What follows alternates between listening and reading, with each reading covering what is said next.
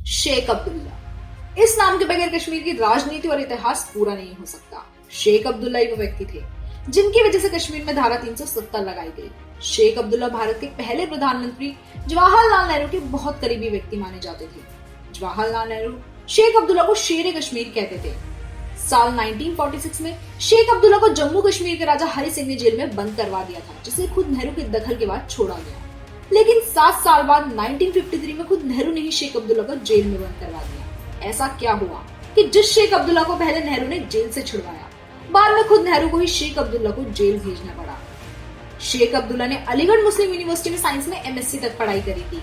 शेख अब्दुल्ला के नंबर बहुत कम आए थे और 3rd डिग्री नंबर के साथ उन्होंने अपनी एमएससी पूरी की थी। जब शेख अब्दुल्ला अपनी डिग्री लेकर कश्मीर आए तो उन्हें नौकरी नहीं मिली। इस पर शेख अब्दुल्ला ने सन 1931 में कश्मीर मुस्लिम कांग्रेस का गठन किया और महाराजा हरि सिंह की सरकार के खिलाफ एक मुहिम शुरू कर दी और इल्जाम लगाया कि कश्मीर में सिर्फ हिंदुओं को ही नौकरी मिलती है। बाद में 1939 में इस कश्मीर मुस्लिम कांग्रेस का नाम बदलकर नेशनल कांग्रेस रख दिया गया। ये वही नेशनल कांग्रेस है जिसे बाद में शेख अब्दुल्ला के बेटे फारूक अब्दुल्ला और फिर पोते उमर अब्दुल्ला जम्मू कश्मीर के मुख्यमंत्री बने। शेख अब्दुल्ला के दादा कपड़े बुनने का काम करते थे और ब्राह्मण थे, जो कि बाद में मुसलमान बन गए थे। बहरहाल सन 1946 में शेख अब्दुल्ला ने जो मुहिम महाराजा हरि सिंह के खिलाफ शुरू की थी, उस मुहिम का नाम दिया गया महाराजा कश्मीर छोड़ो। यह देखते हुए महाराजा हरि सिंह ने शेख अब्दुल्ला को जेल में डलवा दिया और नेहरू की कश्मीर में एंट्री को भी बैन कर दिया। लेकिन जून 1946 में नेहरू शेख अब्दुल्ला को छुड़ाने के लिए खुद कश्मीर जा पहुंचे, जहां नेहरू को गिरफ्तार कर लिया गया। शेख अब्दुल्ला के लिए नेहरू की यह दीवानगी देख सरदार पटेल को बहुत गुस्सा आया। सरदार का यह नेहरू के प्रति गुस्सा उनके तब के पत्रों में साफ देखा जा सकता है। बाद में कांग्रेस के दखल के बाद नेहरू को छोड़ा गया और एक वकील के नाते शेख अब्दुल्ला से मिलने की इजाजत भी दे दी गई। तभी से नेहरू ने महाराजा हरि सिंह के साथ खुले में आजमाइश का मन बना लिया था। जून 1947 तक महाराजा हरि सिंह अपना आजाद मुल्क बनाने के बारे में सोच रहे थे और उन्होंने अपनी इच्छा लॉर्ड माउंटबेटन को भी बता दी थी। लेकिन उनकी ये सोच बदली सरदार पटेल की चिट्ठी ने, जो महाराजा हरि सिंह को 3 जुलाई 1947 में मिली। सरदार पटेल की चिट्ठी से प्रभावित होकर महाराजा हरि सिंह ने पहले तो अपने प्रधानमंत्री रामचंद्र काक की जगह मेहर चंद महाजन को अपना प्रधानमंत्री बनाया और फिर भारत में शामिल होने के लिए भी तैयार हो गए। मेहर चंद महाजन का नाम सरदार पटेल ने ही प्रस्तावित किया था। मेहर चंद महाजन भारत की आजादी के बाद जम्मू कश्मीर के पहले प्रधानमंत्री बने। कश्मीर का प्रधानमंत्री बनने के बाद मेहर चंद महाजन ने 19 सितंबर 1947 को नेहरू से मुलाकात की। इस मुलाकात का जिक्र मेहर चंद महाजन ने अपनी आत्मकथा लुकिंग बैक में भी किया है। मेहर चंद महाजन ने नेहरू को बताया कि महाराजा हरि सिंह भारत के साथ विलय के लिए तैयार है और इंस्ट्रूमेंट ऑफ एक्सेशन पर हस्ताक्षर करने को भी तैयार है। इंस्ट्रूमेंट ऑफ एक्सेशन एक लीगल डॉक्यूमेंट था जो कि हर रियासत को भारत या पाकिस्तान में विलय के लिए देना था। लेकिन इंस्ट्रूमेंट ऑफ एक्सेशन पर हस्ताक्षर से पहले नेहरू ने शर्त रखी कि महाराजा हरि सिंह पहले जम्मू कश्मीर के प्रशासन में बदलाव करें और शेख अब्दुल्ला को जेल से रिहा किया जाए। ऐसी शर्त भारत ने किसी और रियासत के साथ नहीं रखी थी। जम्मू कश्मीर की स्थिति का अंदाजा लगाते हुए नेहरू ने तर्क दिया कि वहाँ की 77% मेजॉरिटी मुस्लिम आबादी के नेतृत्व के लिए मुस्लिम चेहरे की जरूरत है। यह तर्क देकर उन्होंने महाराजा हरि सिंह पर शेख अब्दुल्ला की रिहाई के लिए जोर डालना शुरू किया और महाराजा हरि सिंह को नेहरू के दबाव में शेख अब्दुल्ला को 29 सितंबर 1947 को रिहा करना पड़ा।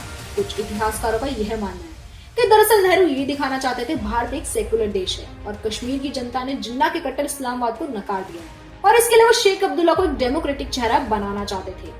लेकिन कुछ इतिहासकारों का यह मानना है कि नेहरू महाराजा हरि सिंह से बदले की भावना से काम कर रहे थे, क्योंकि इंस्ट्रूमेंट ऑफ एक्सेशन पर हस्ताक्षर के बाद तो कुछ दिनों में वहाँ चुनाव होते ही, तो जनता अपनी मर्जी के उम्मीदवार को मुख्यमंत्री बना सकती थी, जैसा कि देश के बाकी राज्यों में हुआ।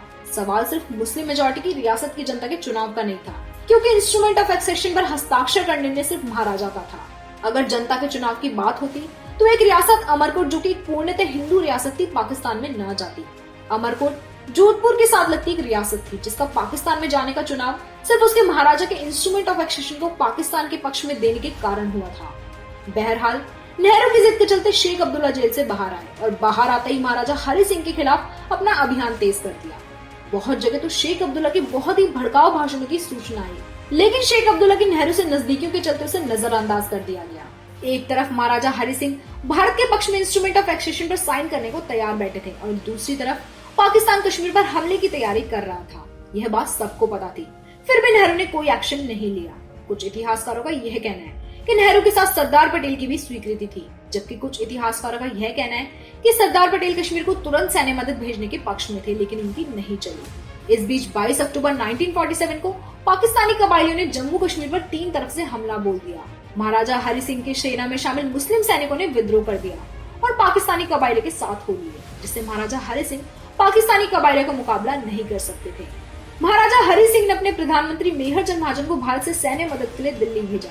26 अक्टूबर 1947 को मेजर चंद महाजन ने दिल्ली आकर नेहरू और सरदार पटेल से मुलाकात की और सैन्य मदद की मांग की। जब मेजर चंद महाजन ने देखा कि नेहरू कोई भी मदद देने के नाम पर टाल मटोल कर रहे हैं, तब उन्हें कहना पड़ा, या तो आप कोई निर्णय लीजिए या मैं जिन्ना से बात करता हूँ। ये सुनकर नेहरू ने गुस्से में मेजर चंद महाजन को वहां से जाने के लिए बोल दिया। जैसे ही मेजर चंद महाजन उठ के चलने को तैयार हुए तो सरदार पटेल ने उन्हें रोक लिया। तभी कागज की पर्ची नेहरू के पास दी जाती है। यह पर्ची शेख अब्दुल्ला की थी, जो पर्दे के पीछे बैठे ये सब सुन रहे थे। और जैसे ही मेजर चंद महाजन उठ के चलने को तैयार हुए तो शेख अब्दुल्ला ने देखा कि बाजी हाथ से निकल जाएगी और नेहरू को सैन्य मदद देने के लिए पर्ची पर लिख कर भेजा।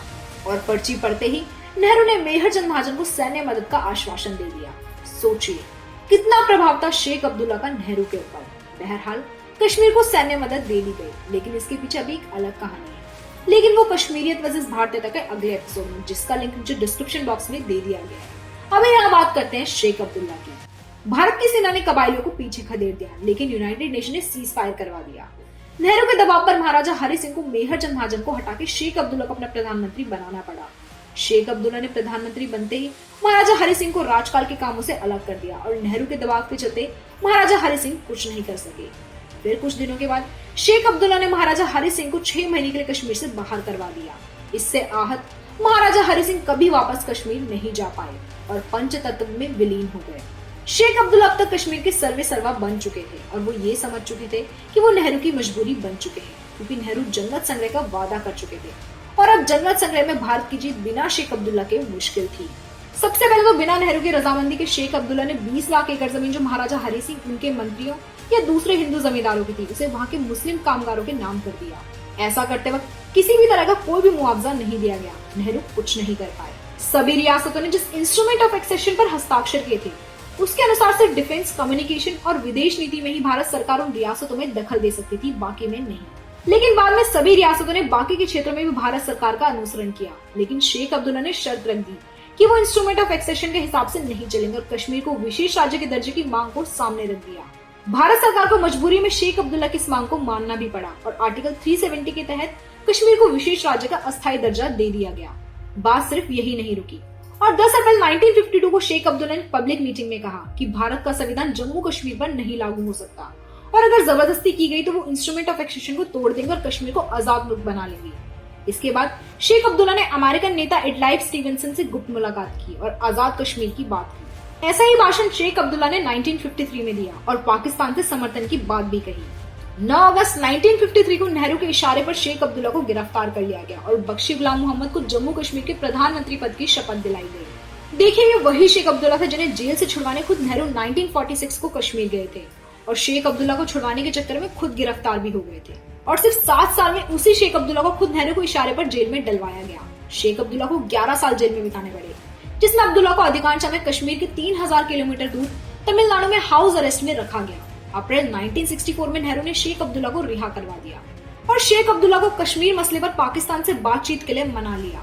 मई 1964 में शेख अब्दुल्ला पाकिस्तान में जनरल अयूब खान से बातचीत के लिए गए हुए थे, जहां उन्हें नेहरू के इंतकाल की खबर मिली। बाद में सन 1975 में शेख अब्दुल्ला जम्मू कश्मीर के मुख्यमंत्री भी बने। कैसे पहले जो कश्मीर के प्रधानमंत्री का पद होता था, कैसे मुख्यमंत्री के पद में बदल गया। ऐसा क्या खास हुआ 1953 में, जिसके बाद जनमत संग्रह की बात ही खत्म हो गई।